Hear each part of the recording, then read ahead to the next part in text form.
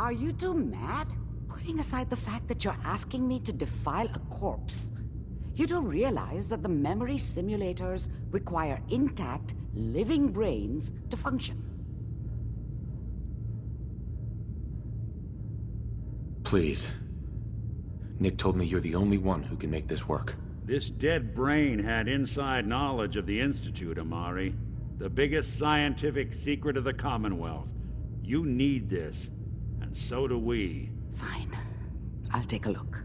But no guarantees. Do you have it with you? Here's what I could find. What's this? This isn't a brain. This is... Wait. That's the hippocampus. And this thing attached to it? A neural interface? Those circuits look awfully familiar. I'm not surprised. From what I've seen, all Institute technology has a similar architecture.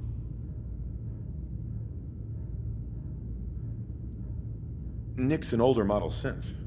Is he compatible? That's exactly what I was thinking. If we are lucky, it should hook right in.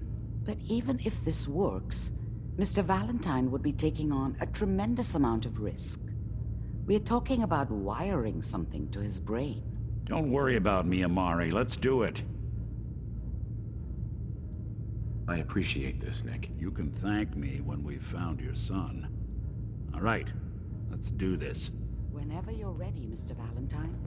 Just sit down. If I start cackling like an old grizzled mercenary, pull me out, okay? Let's see here.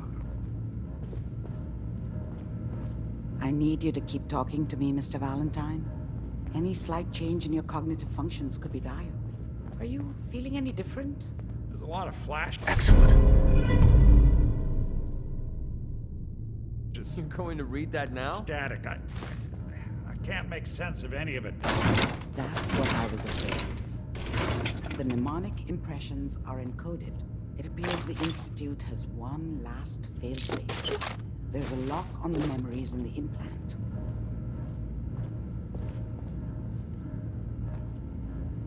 Is Nick gonna be okay? Yes, the connections appear to be stable. Hopefully it'll be as simple as unplugging the implant once we're done. But that doesn't get around the current problem. The memory encryption is too strong for a single mind. But what if we use two? We load both you and Mr. Valentine into the memory loungers. Run your cognitive functions in parallel.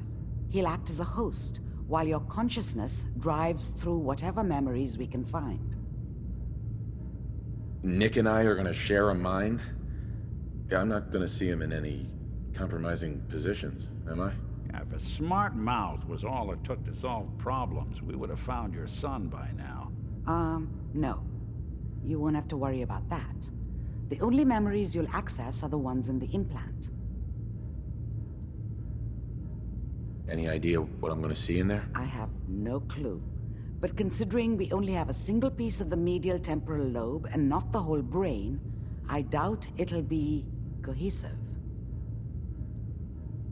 All right, let's get started. Just sit down over there and keep your fingers crossed.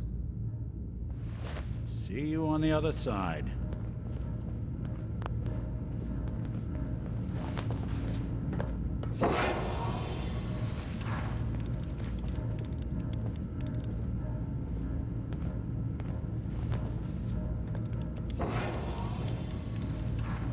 Initiating brainwave migration between the transplant and the host.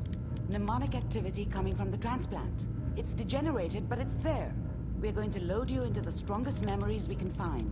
They might not be stable. Just hold on.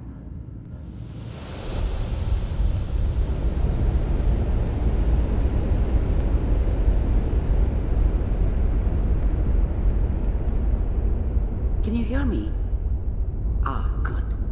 The simulation appears to be working, although the memories are quite fragmentary. I'll try to step you through the intact memories and hope we find one that gives us some clue to the Institute's location.